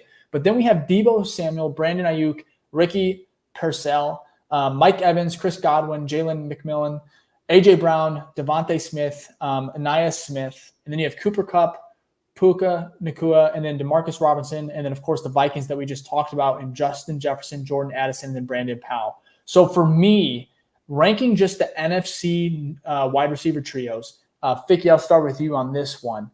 How are you feeling? Where does the Bears stack up in the NFC North when it comes to the Niners, Bucks, Eagles? Oh, you mean the Rams? NFC? North. Yeah, in the NFC. Oh yeah, NFC. Conference. Yeah. In the NFC, it's got to be Bears than Eagles, right? So, and I think that has Amos Smith, but I think they have Devontae Parker, so I might be counting him. But if you go at the Eagles, last year you had AJ Brown had around 1,400 receiving yards, and then right behind him, Devontae Smith had about 1,000. So that's 2,400 yards just between those two right there. I think Devontae Parker had 300 last year in the season, so you're looking around 2,700. Well, if you look at the Bears had 1,300 with DJ Moore, and Keenan Allen had 12. Right. So that's already more. Just those two alone are more yards than AJ Brown and Devontae Smith. So they already beat them out there. Now you throw in Rome, right? Who, let's say low is probably 500 yards as a wide receiver 3. High would be something around, super high would be like Puka going over 1,000, but I don't see that. But like high would probably be around like 800 to 900 yards. So then you're looking at a combined yardage, like if everyone hits what they hit last year, of like 3,300, right? Which is way more than the Eagles, right? And that's me guessing high. But even low, you're at 29, which is about 500 more than the Eagles. So for me, it's got to go Bears, Eagles, and then it's got to go probably I'd probably go Rams with Puka, who had over, I think he had like what, 1,400 or something like that, and Cooper's going to get to 1,000 as a rookie. Right. So he'll regress a little bit just due to the nature of it. But you're looking around like 2,400 as well. But like Demarcus Robinson, at the end of the day, right? Our twos are the best twos, in my opinion, and our third is better than anybody else's third. Like if you look at all those thirds, none of them are close to Rome Odunze, right? Now some of the twos are close to our twos, but like the third one just knocks it out of the park. So if you're going to base off the trio, you got to go with the Bears number 1 and then Eagles and maybe Rams after that. Okay.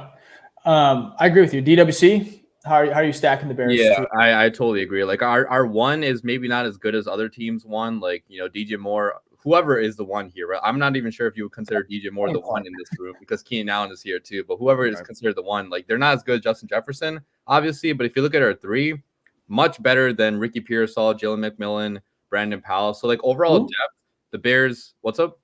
No, I was just saying who. Like some of these names, like I don't even really know. I'll be honest. Because they're rookies. Yeah.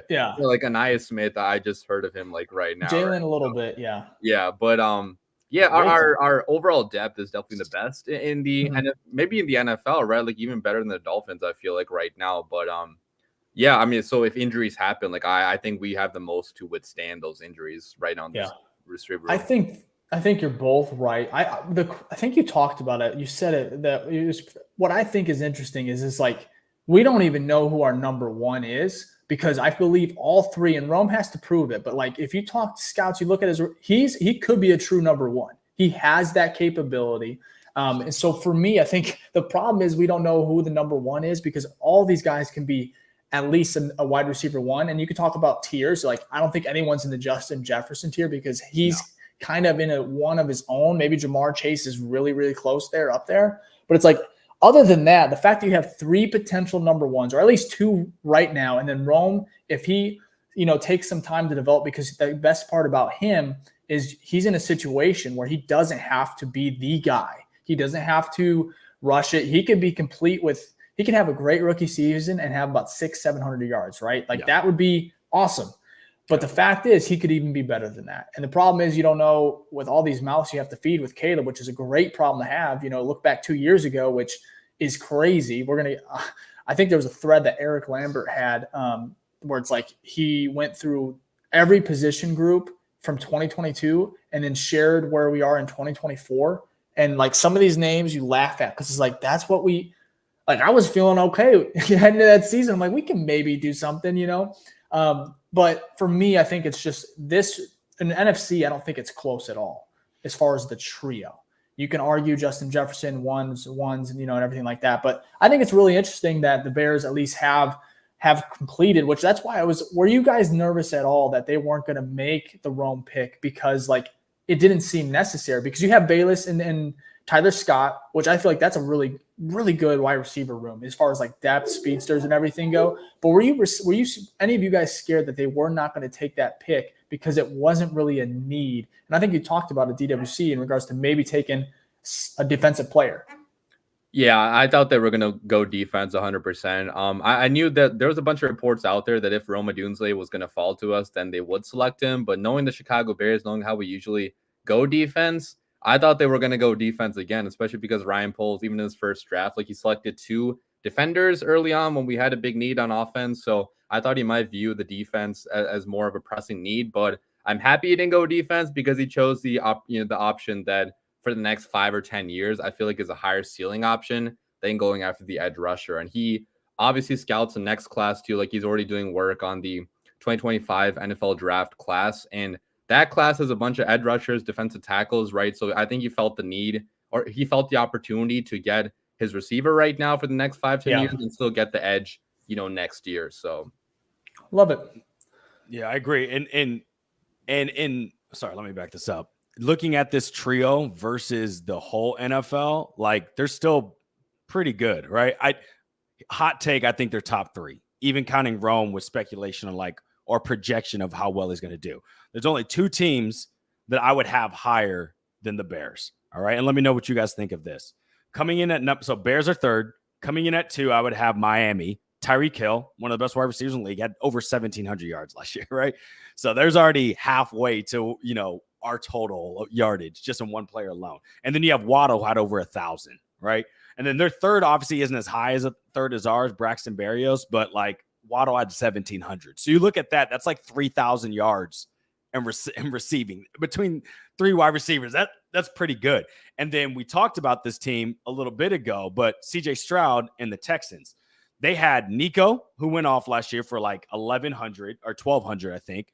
They had Tank Dell, who had a pretty good rookie year. He went off for about 700. So there's about 1,900. And they just got, I don't know if you guys have heard of him, but Stephon Diggs from the Bills, right? He's overrated. Puts up 1,000 yards each year, right? He had a bad year, like on the back half, and he still put up 1,100 yards. So they're like 3,200 in total yards. So if obviously there can be regression things that can happen, but just purely off of how well each wide receiver's played the previous year, Houston might be tough. And a lot of that is also not Stephon, but a lot of that is due to the quarterback play, right? You have to have good quarterbacks. Good quarterbacks will get you the ball when you need it in open space and lead you to open spaces, and those yards just add up over time. You know what I mean? Think about how many times DJ Moore was open and then he didn't get the ball, right? Because maybe Fields was late on the read or something like that. So I think Caleb also being an elevation of talent will also help elevate the numbers on the Bears squad as well. The only problem that we have, which is a good problem to have, is like, whose hand are you feeding? You know what I mean? We got a lot of options. This would be great for Caleb, but like maybe some of these wide receivers. That's where it gets to Caleb. That's where you get to Caleb, because it's like if they want to hone in on Keenan, right? Or if they're depending on the play, the coverage, like if they're taking away Keenan and DJ, it's up to Caleb to be like, oh, let me go to Rome. Or hey, Komet, middle. You know, it's up to. That's why it comes to the quarterback play and the processing speed. And one of my biggest things that kind of is in my mind, it comes to like Darnell Mooney, right? And we don't know what type of year he's going to have this season with Kirk Cousins and company. But there were plays, and I'm sure DWC, Ficky, you guys remember like over his head, uncatchable, and he kind of felt bad for Mooney a little bit. It's like every time he targets DJ, it's like money, right? It's perfect. Yeah, or DJ is just crazy and he makes the catch. His catch radius is just a little bit bigger than Mooney's. He's just a little bit better in that area. But for me, you almost felt bad when it came to that connection that was so strong the year previously.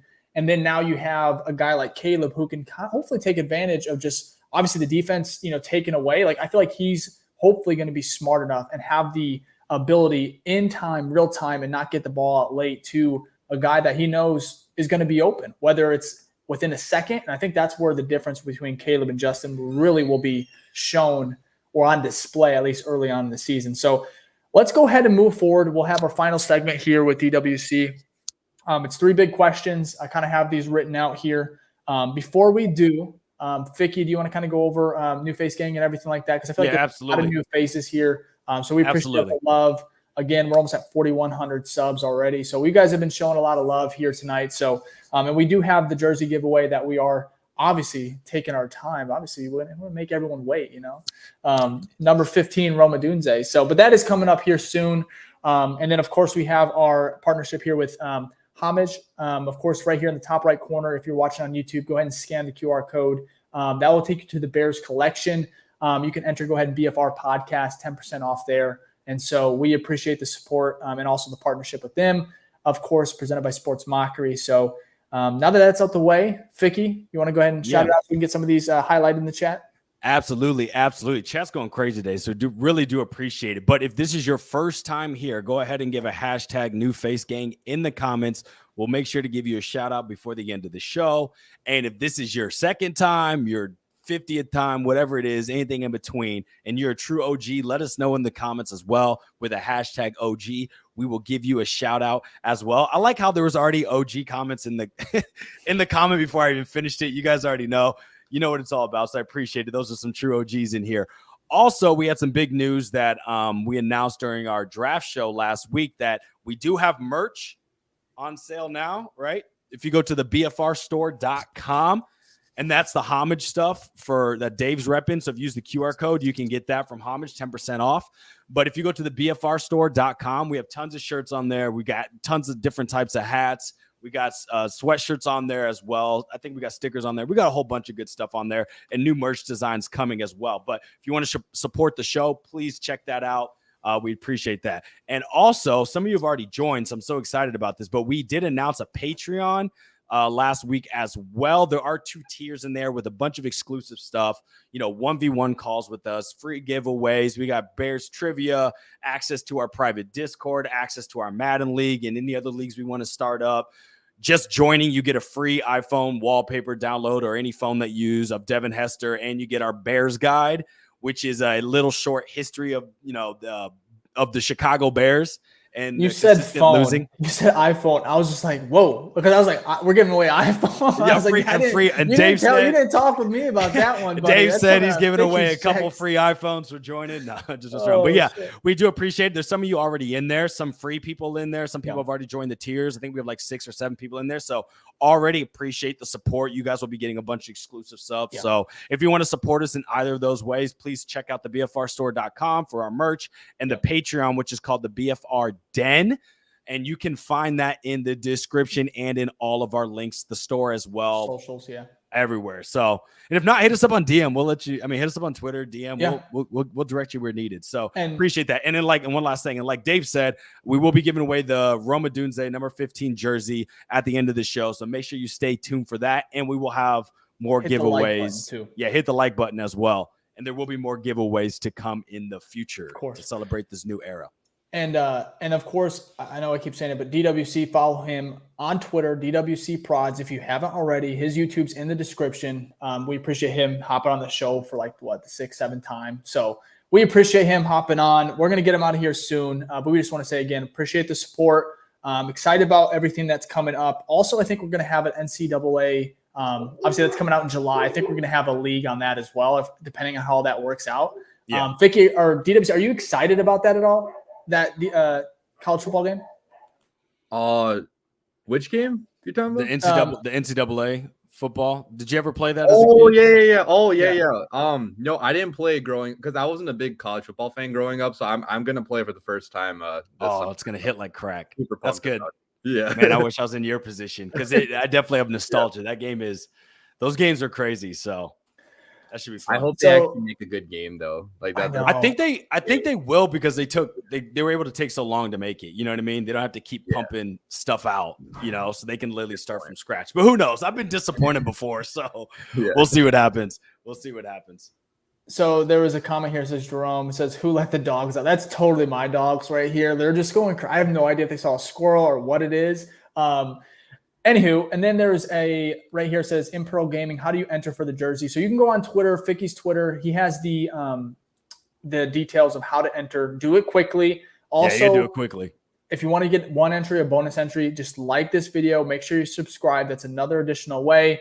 You'll be automatically entered, and of course, you'll be chosen at random. So good luck to you guys. Enough about that. And we'll get to we'll go ahead and highlight. I started a bunch of them. Yeah, I see them. If you want to try and catch them as far as the New Face Gang, and then of course OGs in the chat. So I got you. DWC, these will be quicker, or actually however long you want to answer these. So we'll start with you for this one. So this one is, I alluded to Matt Eberflus because he is interesting in regards to kind of what the Bears, they brought him back. Simple as that. So first of all, do you believe Matt Eberflus is the right guy to lead the Bears or lead this Bears team as it's currently constructed? Because there's a mix of veterans, and of course we know about the rookies, the younger guys. So do you believe Matt Eberflus, the new and improved, new looked, beard and everything, do you think he's the guy to lead? And what I mean by that, like, is he going to be here for another 5, hopefully 7 years? And do you believe in his leadership and the vision to lead this team to hopefully a Super Bowl? Does it have to be a yes or no answer, or can I say like? Oh no, you can elaborate. Absolutely, you get 5. Yeah, I will say like I don't know right now. As much as I want to believe in him with the new beard, the new look, and everything, he's super cool. Yeah. Obviously, we still have to remember like his defense blew a bunch of leads last year, and he helped choke. I know it wasn't only his fault, but like he choked a lot of games last year, right? Like there's 3 games we should have won last year, partly because of bad coaching down the stretch. We lost those games, right? So I'm not ready to say he's going to be the coach for the next 5-6 years. I'd have to see it to believe it. But in terms of like, overall player relationship building, leadership, players respecting him, I think he is the right person right now because, the locker room loves him. You saw last year, like a bunch of Bears players were defending him, like DeMarcus Walker, like Montez Sweat. I think Montez Sweat said that Eberflus is one of the smartest coaches he's been around, right? So the players praising him does make me more confident in him, but until he starts winning these games against rivals like the Green Bay Packers, until he finishes games, I'm not going to say he's the coach for the next 5 years. Like if the Bears only win 5 or 6 games next year, I think he's gone. Like I don't think he's staying if he only wins 5 or 6 games. He has to start winning games right now, and until I see that, I'm not going to say he's the answer, but I am certainly hopeful after seeing his new look and how Bears fans really like him and the Bears players too. He definitely feels he's earned at least another year or 2 just based off the news. It's like just based off looks alone. Yeah, I mean, like it's not really Flus anymore. It's like it's just a completely different guy. A new chapter. It's a new era. Ficky, do you want to add anything to that? Do you believe in Flus? The NFL is what have you done for me recently? So obviously recently he's done enough to stay, but I obviously need to see what this year looks like. It's not, he doesn't have the liberty or the freedom as someone like a Bill Belichick, you know what I mean? Who's won consistently, or even out of the league. Right. Or even let's go to like Sean McVay, right? Or even, our rivals, Matt LaFleur. They have shown that they can win enough consistently, right, that their leash is way longer, right? I don't think that Flus is not the guy, but I can't, just like DWC, I can't be confident enough. I can't be sure enough, especially 5 years. That's a long time. 5 years is a long time. Teams can be our team is completely different in 3 years, right? 5 years, that could be 2 cycles but if you of trying to rebuild. So if you look at teams that LaFleur's been how long in Green Bay already? 4 or 5 years? I think since took over. McCarthy leaving. Obviously, the Pittsburgh Steelers are an anomaly in regards to how long it's basically like a But Tomlin wins. But that's the thing, though. Tomlin doesn't. He always goes over 500, so his leash is as long. He's built a culture. He's done a really good job. I think it's interesting. I just think I'm over to this next 3 to 5 years because this is obviously a Super Bowl window, and you have to have. I think coaching is important. Like we all know that. some people think it's overrated, but I think you have to get it right in regards to who's going to lead this team in the locker room. So if you would ask me a year ago at this time, or actually just after week 4, it would have been hilarious. And now the fact that we're even talking about like, oh, I don't know, that's insane improvement. And also I love the fact that because we all 3 of us know that he probably wanted a defensive guy. But the fact that he was like, you know what, no, I see Rome. I understand what this could be. It could be special. He said it when he, on the draft call. And to be able to like, and maybe this is like giving him too much credit, but to be able to like, oh no, let's get the guy. Let's get the guy that Caleb wants. Let's get the guy that makes sense here. Let's put up points, right? And Flus, the fact that he was able to selfless in that area, even though it's the same team, he has to do the offense as well. I just like what he's building there. But next question here, number 3, how many times will the Bears make the playoffs over the next 5 years? Example, like 4 out of 5, something like that. DWC, I'm putting you on the hot seat here, man. You also has to explain why. I'm gonna say 4. That sounds too optimistic right now, right? But with the new the extra spot in the playoffs, it should be easy to make the playoffs. I know the Bears still haven't made it since 2020, but yeah, you should have a better chance of making the playoffs now. With how weak the NFC is right now, if you look at the quarterbacks in the NFC, like who are the top quarterbacks? Jordan Love, maybe Kirk Cousins, maybe Jared Goff, and maybe a couple others, right? But like you don't see too many top tier quarterbacks where I feel like if Caleb is the guy, he could own this conference for the next 5 or 6 years, especially during his rookie contract when we have the financial flexibility to add around him. Like we could be winning a lot of games. So I know this team has not made the playoffs consistently over the past my entire lifetime, honestly, but I do think if Eberflus is the guy, if Caleb is the guy too, we could be a perennial playoff contender, kind of like the Green Bay Packers, especially because Ryan Poles also builds through the NFL draft. So we're not going to have years where we have to rebuild, like the Buffalo Bills are doing right now, right? Like the Bills had to do a mini rebuild because of bad contracts being handed out because not having the rookie talent on their squad. I don't think the Bears would be like that because we are building solely through the NFL draft, and we have so many picks next year and the year after that too. So I think it very easily could be 4 out of 5. Yeah, I would be happy about that. If all things go well, that's the situation. And that is not too far-fetched to think that it can't happen, right? But to be the devil's advocate, all right, I have a question for you guys. In the last 30 years, how many times have the Bears won the NFC North? 3? Oh, 4? No. Is it close. It's 5. It's not much higher. So that's once every 6 years. They won in 2001. They won in 2005, 2006 Super Bowl year. They won in 2010. That was the Cutler year, the NFC game where they lost against the Packers, Caleb Haney game. And then they went in, obviously, 2018, the double doink, right? So that's once every 6 years. Now, I'm not saying that whatever happened in the past doesn't mean it's going to happen in the future, right? But I say that to show that we have not proven that we can do it somehow. There's tons of variables that go into it, and he's muted. There it is. It happens every time. First time I was so amped up. But Ryan Poles, what he said, I think he was annoyed at this question about bringing up the past because this is different.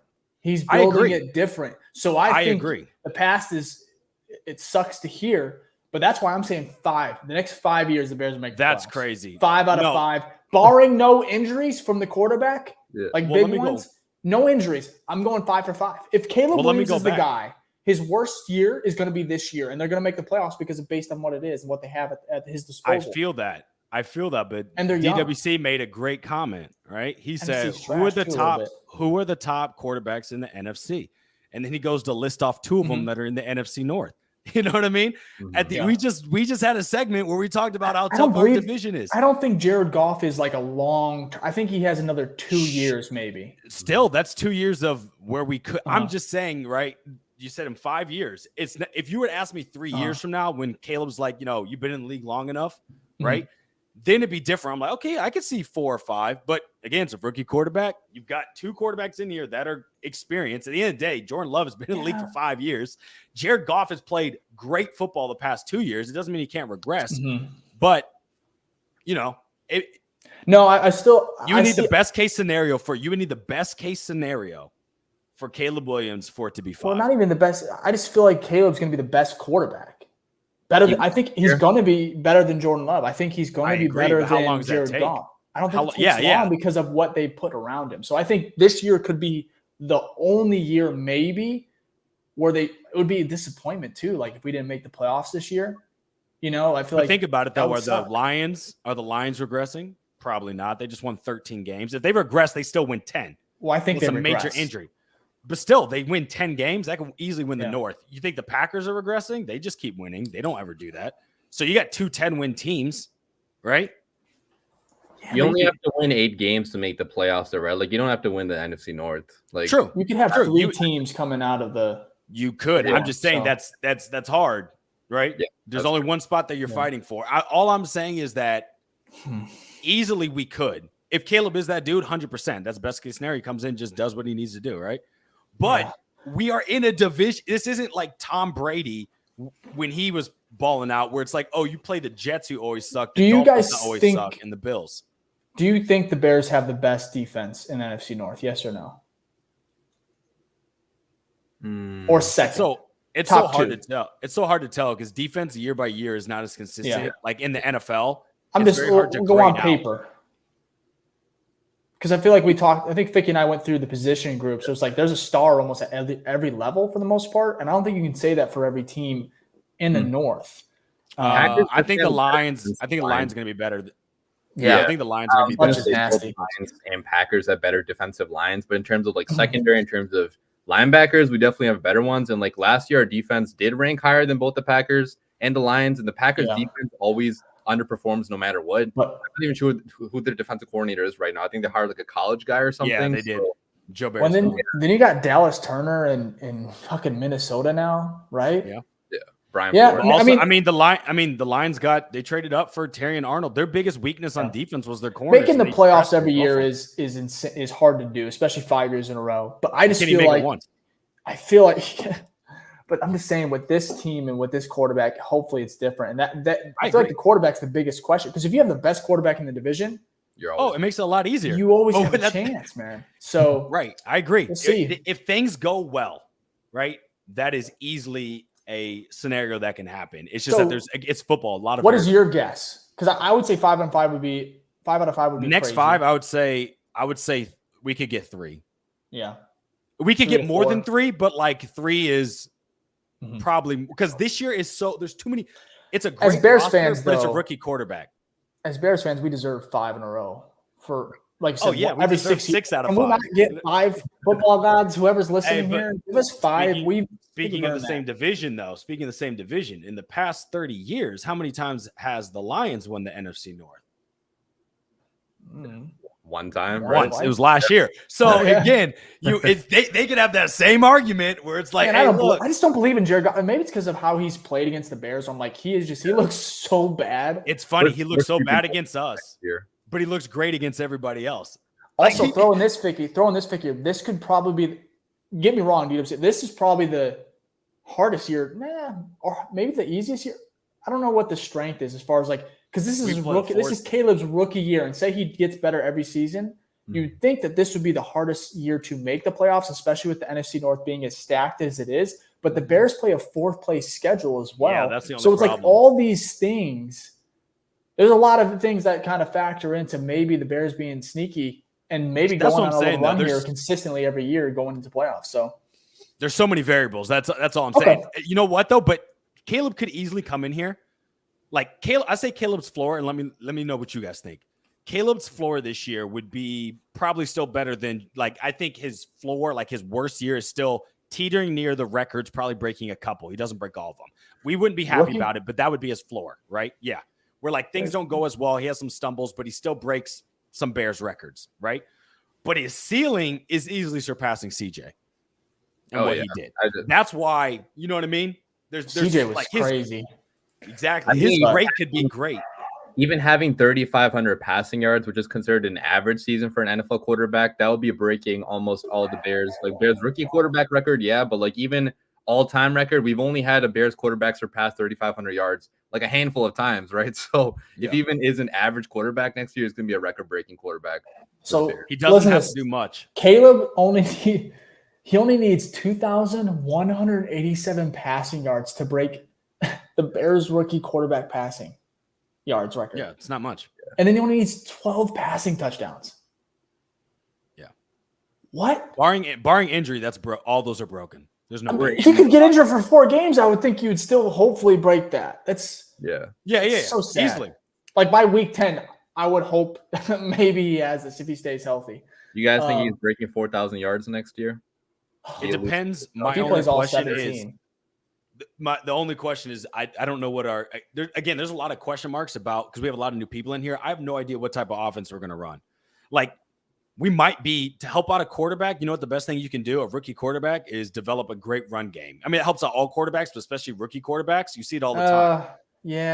Yeah, because you don't force them. You don't force them to do too much. You need a run game, but like the last few years with Justin, like it was good, but I feel like this is where it's like they got these weapons, they got to throw the ball. Like just throw the ball. But and I think that's what the offense is going to. I think there's going to be splash plays with Swift and Roschon. Maybe if you have a lead, being able to run the ball is obviously important there. But for me, I just don't think we're going to see – there's going to be a run game, and it's not going to be like where the Chiefs where it's like almost non-existent sometimes. I think there's going to be at least a little bit more of a blend to it, but I think it's going to be 70, 65% like drop back, quick, because of what Caleb can do. But Shane Waldron, I think Mina Kimes was talking about this. She said like the whole offense is based off like 4 plays. It's zone left, zone right, bootleg left, and then naked right. Or I may have that inverse. But in essence, it's developing the run. Who was our first signing this free agency? DeAndre Swift. Developing the run and then building the pass off of it. But I'm not saying that we're not going to pass more, but if we look at the history of Shane Waldron, right, he does like to run the ball. So we pairing that with you got a guy who does stick to the run game with a team that's historically ran a lot in also cold weather, and then also pairing that up with a rookie quarterback. I'm saying we may not see CJ Stroud type stuff. CJ Stroud also plays in a dome. This is Chicago. You know what I mean? So there's guaranteed going to be 1 or 2 games. We had how many games last year? We had 3 where you can't even see the field. But Justin put up numbers in that snow game. It doesn't mean they won't, but their game plan going in, it could be run focused. That's all. DWC, what are you thinking? Where do you fall on the spectrum here?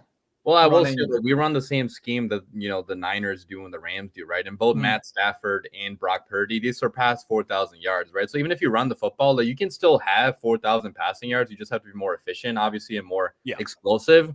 And if you look at Shane Waldron's explosive numbers last year, I forgot what the exact ranking was, but they were like top 3 in explosive plays down the field, right? So when you do pass the ball, if it is like a 30, 40-yard pass down the field, that's going to add up into like a lot of passing yards. So even if you only pass the ball a handful of times a game or a handful of times a drive, you can still have those productive passing numbers, right? So I do still think that expecting 4K yards maybe is a lot, but like 4K yards is possible for Caleb first year.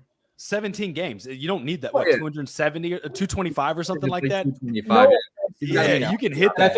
I think Jared Goff, I think he had Jared Goff as well. For me, you bring in Rome, you bring in Keenan, you bring in these guys. Swift is a pass catching back. He's not the best within the tackles. He's good. But for me, I just feel like getting the ball out to Swift, getting the ball out quickly to Rome on a screen, DJ Moore, Yak God. For me, I'm just like, Shane Waldron, I understand what he wants to do, but like he's never had probably the weapons. In Seattle had DK and JSN and Tyler Lockett. But for me, Lockett's I don't know. I don't believe in Lockett. No, but Lockett's a big explosive. But I just don't think with Caleb you're gonna run as much as we have the last few years, and I would hope not, just because he's never had a quarterback really like Caleb. And that skill set, because getting the ball out so quickly, and I feel like just running with what is your thinking? Are you thinking like 50% of the time, Ficky, or what? I don't think the NFL average is even 50. This is a passing league, so I want to know what you think. I'm thinking that we're going to be, when it comes to running teams, we'll probably be in the top half. But like last year with Justin Fields, it's 3rd and 12. Well, a lot of our running also, I was going to say this is because Justin Fields would take off. So like we're going to lose some of that automatically because they weren't designed Yeah. runs. we had games, we had like 200 plus rushing yards, and it's because Fields had 110 of it. You know what I mean? So I'm not saying we're going to be looking and we're the Titans with Henry, where it's like all we do is run. I'm not saying that. I'm just saying don't expect that this is just going to be some air raid type of pass all the time type team, which you saw a little bit more with Houston. They still ran the ball too, but you know what I mean? I just, based off, and Shane can change. He's got different pieces. Coaches adapt. They adjust their game plan to the players they have, but they ran the ball a lot. So he's had history of running the ball a lot, but also throwing it a lot too. So hopefully we see both, you know, like DWC made a great point. You can hit 4K and still run the ball a lot, especially in today's day and age, also with another game in there. I just don't want it to think that's going to be the Caleb show going into next year as a rookie quarterback. That's not the case. No, I just think Caleb, we'll move on to this after this because we have one more final question. I just think Caleb is just too, as far as passing his ability, I think he's just too good. I just don't think then why didn't you want him back in the offseason? What do you mean? Why did you want Fields then if he was that good? Well, what did I say? What did I say? Actually, I don't even remember that. You know exactly what. Don't put me on the spot like that, like I'm some type of Justin whatever. No, I said I loved Caleb. You can go back to my tweets where I said he was phenomenal. Like I can see the star power. You got to give him his flowers. I get that. So for me, that's silly. And two, Justin Fields, the reason I wanted to keep Justin was because I believed that he could still become better than where he was at. And then trading back from number one because of how good Caleb Williams was. Yeah, that pig. You're looking at it, and we didn't get to see what it could be. It would have been nuts. At the same time, you understand why you go Caleb. So for me, I loved them both. I love Justin Fields. I supported him. Caleb, yeah, of course. As far as a passer, he's already ahead of where Justin was when he came into the league. Yeah, go ahead.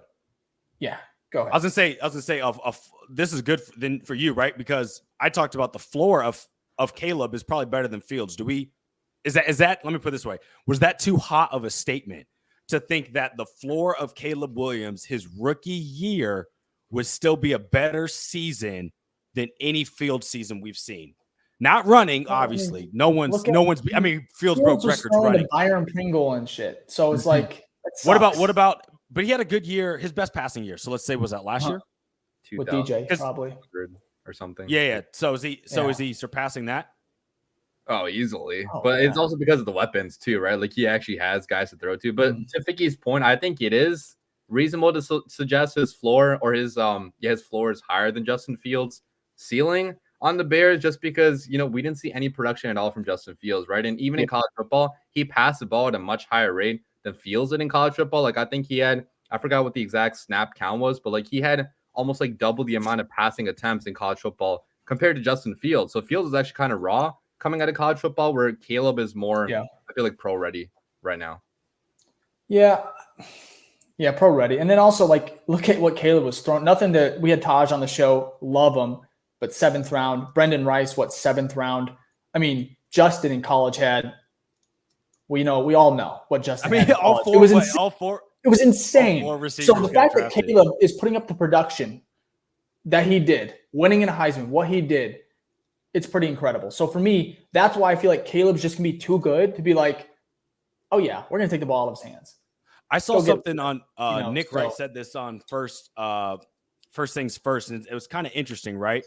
So, and you just mentioned it, Dave. That's why I thought about it. You talked about how Fields came from Ohio State, where he didn't play with all four at the same time, but basically within that 10 years, 4 wide receivers that went in the first round: JSN, Marvin Harrison, Chris Olave, and Garrett Wilson, right? Unreal. You look at Caleb Williams, right? Who he played with, right? Brandon Rice went 6th round, I think, to the Rams.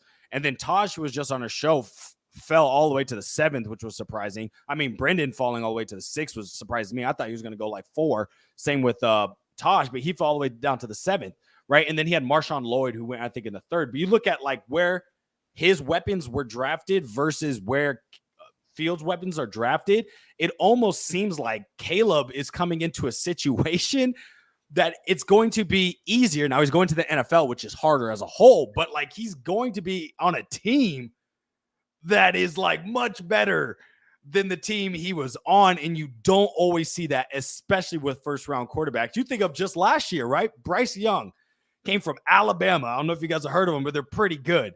And then you go to the Carolina Panthers, right? Like, not only is the NFL hard, but you're like, it's making it even harder. And I don't think that's going to be the case for Caleb. Yeah. And that's why I think it's just so interesting, because we weren't the worst team in the league. We were ninth worst. And you could have factored in a couple wins there. You could probably be looking at 14, 15. So anyways, that was fun. That was a good conversation. Playoffs. Those are good questions. Those are good questions. Well, thank you. I appreciate that. Yeah, no problem. Last question, DWC. We appreciate taking the time, man, of course. This one's hopefully an easy one, but we may disagree on this as well. So the Bears, fun team, very fun team, but they are eligible for Hard Knocks. So, Ficky, I'll start with you, and I'll go to DWC. Do you want the Bears on Hard Knocks?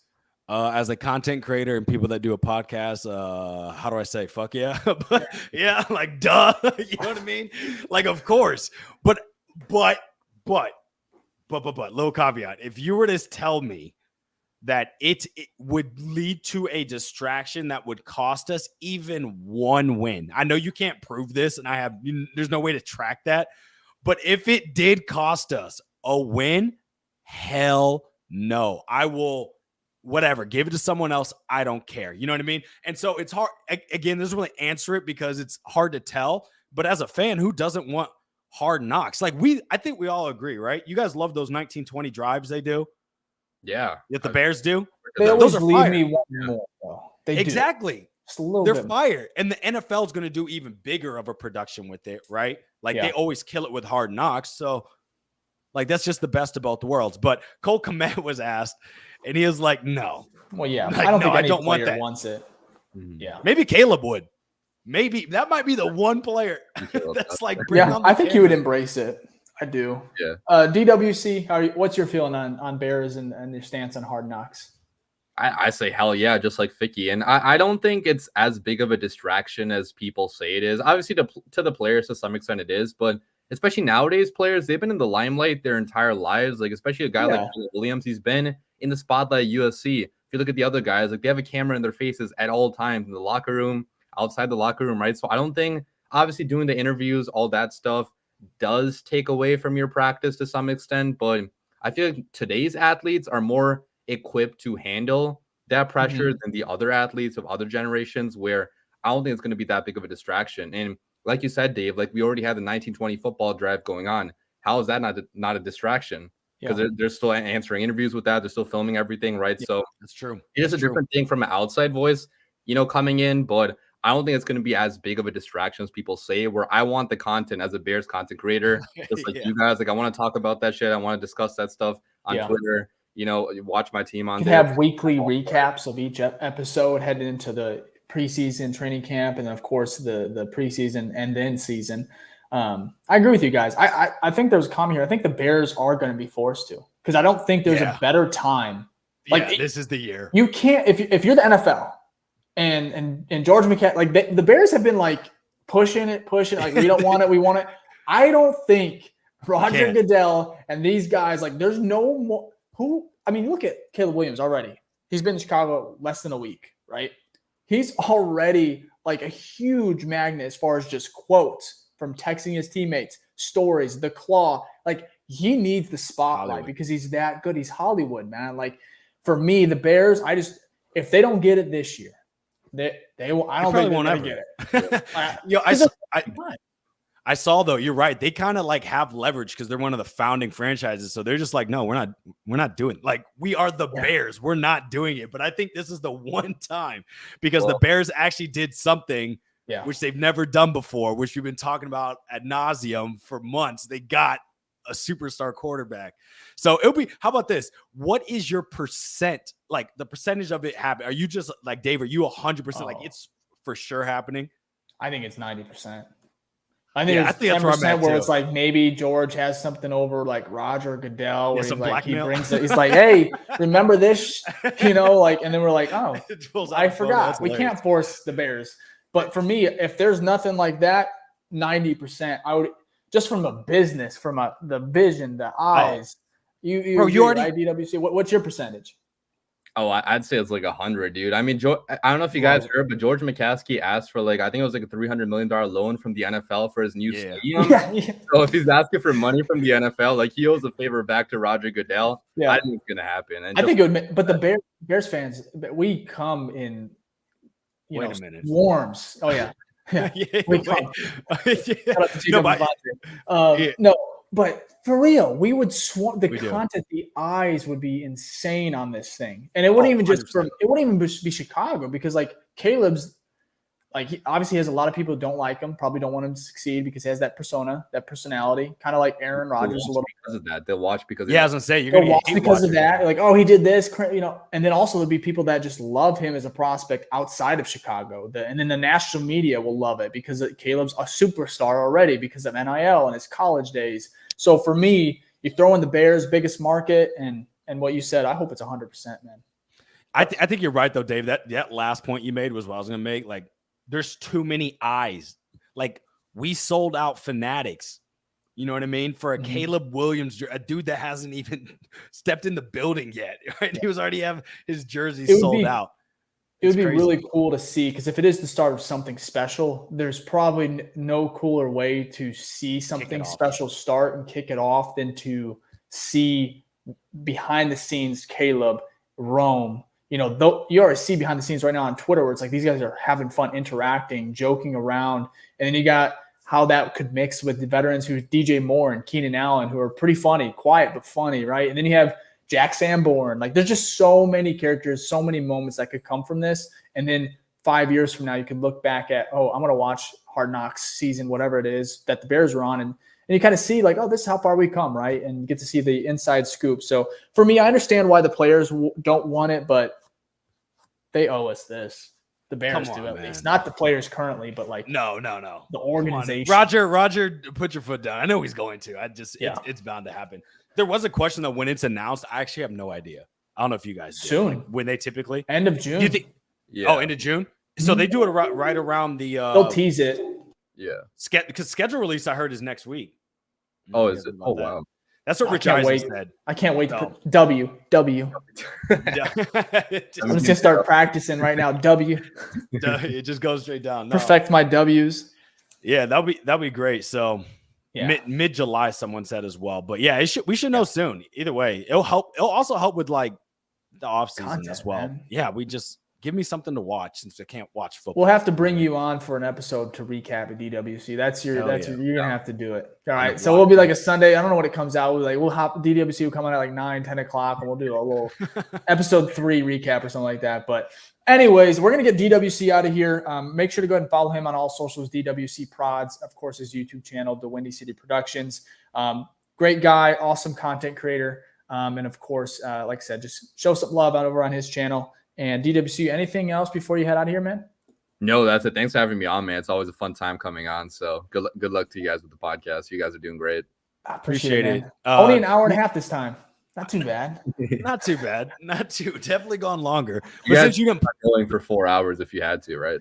I mean that's what we did on Thursday. My God. The whole draft. Yeah. Oh, really? Terrible. Yeah, we went the whole thing. No, I loved it, man. It was great. Terrible, but I loved it. It was a mix of I love this, but it was pick 29 and there was 90 commercials still. And I'm like, we ended ours after our pick. We didn't want to keep going after that. Yeah, we went the whole thing. But since you didn't plug yourself, I'm going to plug you. Go check out his recent highlight video. He makes them all the time. And then we're waiting for that Tory Taylor highlight reel. Yeah, I was gonna say, where's that punter? That's coming out soon. I already saw a couple floating around there, so I was like, maybe I'll just work on the Odunze one instead. No, if you're gonna pick one, please do that one. So everyone get ready for that and go to his page, sub, turn on notifications. So when he drops that, it's right there for you. So appreciate it, DWC. Thank you guys. All right. Absolutely, man. Take care. All right, have a good night. Bye. Good stuff. Oh, I have Jax. Jax on here. There we go. But yeah, that was good. We'll go before we go. So we're gonna announce the winners of the jersey here shortly because we're about to end the show. I'll go ahead and announce the OG. I'll go through the shout outs. Mm-hmm. I don't know. Do you want to do any questions or we'll do one quick or two? questions? Okay. Quick answers. Right, let me go. Questions. Let me go through the chat real quick and do these stars. And before we give out that giveaway, while you're looking there, go ahead and, like I said, one last entry, hit the like button, and then sub to the channel. You guys have been unreal. Of course, the Patreon that Ficky talked about, our BFR merch, if you want to support that, wear it at training camp and everything like that. We'd appreciate it. Follow the pod, BFR_pod on all socials. Of course, our usernames, of course, are on the screen as well. And I think that's about it. But just want to, again, say the support on everything, every platform, IG to Facebook, everything has been unreal. And shout out to DWC for hopping on and talking ball with us for like an hour and a half. I love talking with him. He's great. And then shout out to Ficky for bringing out my Justin Fields fan club. And that's good though. Hey, look, I'm hoping the day that was PR. My favorite. That was a good discussion because that was I like when we get deep into just the philosophy of football and everything and about I just think of the run game, everything in regards to football, because sometimes it can kind of be surface level. Yeah. But when it comes to this team and how they are, because we don't really know. You said it. We don't know exactly how this offense is going to run, because I hope it's Caleb. I hope all these weapons. You get to see these shiny new toys at work. But at the same time, you do have to have a complete offense. So, anyways, I thought that was a fun. No, that was good. And it's hard sometimes in the offseason because you don't have plays. You don't see what's actually post game. You can say, well, look how many, they didn't do any play actions. They didn't, you know what I mean? Like, we complained about that last year. There were no boots with Fields, no boots. What's up with that? So it's a little bit harder in the offseason because we kind of have to guess. And then we have a new offensive coordinator as well. I'm ready for rookie mini camp though here in next that's week. Coming up. That's coming up. So, all right, let me go through these real quick. We do have Mr. J Maddox 21 on YouTube with New Face Gang. Appreciate you hopping on. Appreciate that. Jerome Muniz, quick with the OG. That was one that came on before I even finished doing the call out. Appreciate it. Big Steppa on YouTube with the hashtag New Face Gang. Love the Avi there, flexing. Austin R on YouTube, New Face Gang. Isaiah Jenkins on Twitter, New Face Gang. Jacob Osborne with the hashtag OG. Thank you, Jacob. We got Robert Fernbaugh with the hashtag New Face Gang. I say that looks new. Appreciate you. Thank you for watching the show. We got the real ace with the hashtag New Face Gang numbers going up. Absolutely. Thanks to people like you. We appreciate it. Isaac Everett with the hashtag New Face Gang on YouTube. Awesome last name. Wonderful relation to Gerald. Gerald, let us know. Rooney with the hashtag New Face Gang. Appreciate that. Our boy Tito in here with the hashtag OG, the real OG, bear down. Absolutely. There are no lies told there. Plastic Rockets, who's been here before with the hashtag OG, my dudes. What is up? Hell yeah. Giovanni Garcia with the hashtag OG on YouTube. What's up, Gio? Brody H with the hashtag OG on YouTube with Iowa. So you're probably happy about the Tory Taylor selection. So appreciate that. Bob Lowe on Facebook with the new to the podcast. Appreciate that. That's kind of a cool logo as well there. Man, we got a good amount today. Appreciate y'all. Doug Gross with a hashtag OG. Keep throwing them in. I see a lot more coming in too. So okay, absolutely. Busy. We got Vizzo's in here as always. Hashtag OG. Mr. James, who's in here all the time. Appreciate that. Hashtag OG. And then we got Jose on YouTube who said, should the Bears sign a veteran quarterback, but also hashtag OG to the Facebook page, new to the live. So we appreciate that. But to answer that question, we'll say that for the questions. We got a couple more in here. Let me see. We got Alex Hamilton with the hashtag OG. Appreciate that. Definitely see you in here. You're definitely active in the comments. Phillips in here all the time with the hashtag OG. Bear down. Appreciate that. In Peril as well with the hashtag triple OG. Yes, indeed. I mean, look at that. A packed house. Y'all be really killing it. Appreciate it. Oh, we do got one here. Dobz 34, not OG, but been here for a minute. Man, if you've been here for a minute, that's an OG in our book. And then we got Richard McDonald on YouTube, hashtag OG. And then one more as well. We love that. Nate81, New Face. Thanks, Nate. Did you get Alex Hamilton as well, though? Yeah, I got him. Cool. Yeah. Appreciate Alex. Definitely active in appreciate everyone on here. There's a lot more. If you want to throw a couple more, if you guys want to, if you haven't went ahead and commented, you can go ahead and do so. We'll throw them on at the end of the video. But let's knock out some questions, and then we'll see you guys next week. All right, so this one's a good one. We got Mr. James here said, Ficky and Dave, obviously, are we calling the end zone the Roman Empire? Seen that earlier. Fucking love it, dude. Dope. That's dope. Especially if it obviously goes to Rome. Let me see where there's some other ones because I didn't star them. All throws lead to Rome. Yeah, that one was fire. I saw that. That was dope. Oh, that was someone came up with that already? Yeah. Oh, yeah. I saw that I was like, it just popped in my mind. Maybe I saw I was that like, that's brilliant. I saw that the first time on when they first posted Rome, Chicago Bears. I can't remember who, but someone commented. It was the top one, and it was going crazy. People loved that one. So, were there any other questions? And I may have missed it. Oh, we do have some more in here, though. I'll say this. We got Brett E with the hashtag OG on Twitter, but new here. Appreciate that. On YouTube, thank you for joining the YouTube. That really helps out the algorithm. Daryl Davis said, new to live, but always looking at the vids. Appreciate that as well. We'll take eyes anywhere at all times. Oh, here we go.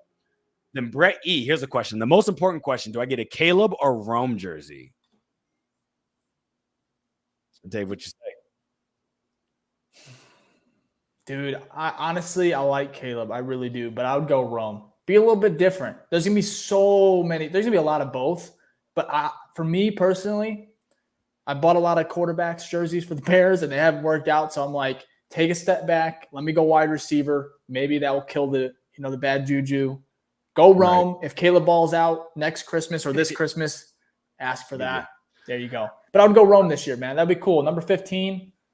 And that's fire. I mean, that's why we're giving out the jersey. Odunze? It's fire. Yeah, like come on now. That shit's fire. Odunze, I would say get both, but I understand the jerseys are expensive. So yeah. So wait for your birthday. Or something. Yeah, those things get up. We have people here that are answering to that. Someone said Caleb. Yeah. Austin said, why not both? Dobbsy said Rome. We got a bunch of Tory Taylors. Tory Taylor might be the move. Get Tory Taylor. Ooh, I saw Sanborn. Tory Taylor. I think that's a person, the UK, the international fan who announced the Tory Taylor pick from Britain. Mm-hmm. He was wearing a Jack Sanborn jersey to announce the pick at the draft. That's awesome. That's awesome, right? Shout out to Jack Sanborn. Yeah, everyone's going with Tory Taylor. That linebacker room's loaded still. It's crazy. Oh, stacked, bro. This team's got weapons on all sides. Obviously, you got some holes to fill out. We need some help on the defensive line. Yeah, I think a Tory Taylor jersey that would be legit. That would be hilarious. Everyone, bro, there's so many Tory Taylor jerseys. Yeah. You guys are psychotic in a good way. I love it. Everyone's let's go get punt. The man asked, should I get the wide receiver, the new rookie stud wide receiver, or the new generational Bears changing franchise quarterback? And people are like, go get the everyone's talking about the generational quarterback. Well, we got the generational punter, man. And absolutely. Oh, yeah, absolutely. Before we go, though, I do want to announce the jersey. Are we good to go to that? Yeah, I think that's it. Again, shout out to everyone that tuned in for the stream. Shout out to our Apple, Spotify podcast listeners as well. And then, let's do the jersey giveaway, and then we'll go ahead and close the show. Absolutely. So I'm now closing it off.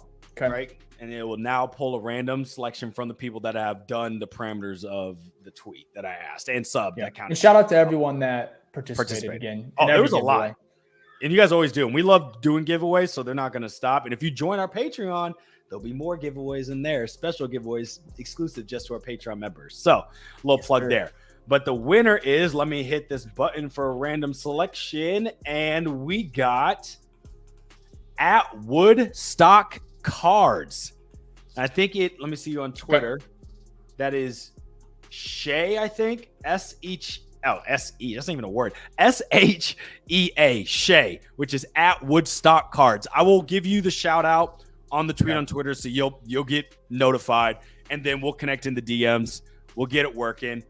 We'll get you that Rome Odunze jersey. Woodstock Cards. Congratulations, Rome Odunze. Yeah, congrats. I'm kind of jealous. I'm like, wait a minute, I should have entered it. I got to get me one too. I got a Caleb jersey. I got a 13 Caleb jersey. Do I change change it to Allen, or what's up? Or should I just history? No, it's 8. Frame it, put it in the background. No, smart. Again, I like that. Shout out to Woodstock Cards. Shout out to Ficky for conducting the giveaway. We're excited. A lot of stuff coming our way. I know I keep saying it, but if you're heading out of here, leaving the stream, hit the like button, subscribe, check out the pod on all socials again, BFR_pod, IG, TikTok, of course Twitter, which I think. It's growing, man. So, again, shout out to Ficky, shout out to DWC, and everyone that tuned in. You got anything else, Ficky? No, good question here because Fami, hopefully I said that right, said, how often do you guys stream on YouTube? So, in the off season, we're doing just one episode a week because it's the off season. Now that the draft's over, there's not as much things to talk about. But when we get to the regular season, our schedule is we do a pre-game show. No, I should say what's the word I'm looking for? Oh yeah, it's like a preview, a game preview. Yeah, game Have preview. a guest Thank on. You. We do it on like a Monday or Tuesday. Yeah, and sometimes then we do Wednesday. a show. Then we do a show that's post game live. Yeah, right. So we right go after. Right after. Those ones are it's fun. Emotional. And we have a voicemail line.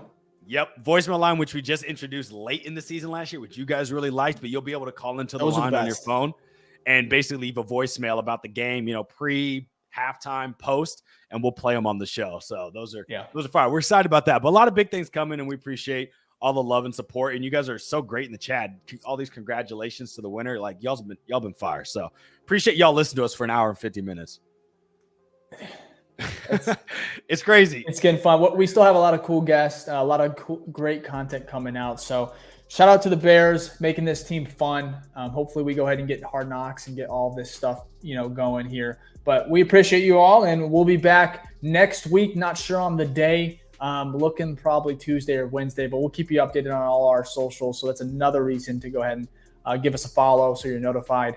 But again, we'll be back better than ever next week. And I think that's it, right, Ficky? Yeah, I think so. Unless I don't think there's any breaking news I'll have. Maybe schedule drop. Maybe we go after that. If that next that'll week. Be just a fun live. We'll go over it. We'll go in the chat. We'll have everyone giving their predictions, and of course we'll give our own. So yeah, absolutely. Well, we'll see you guys next week. And again, thank you. Peace.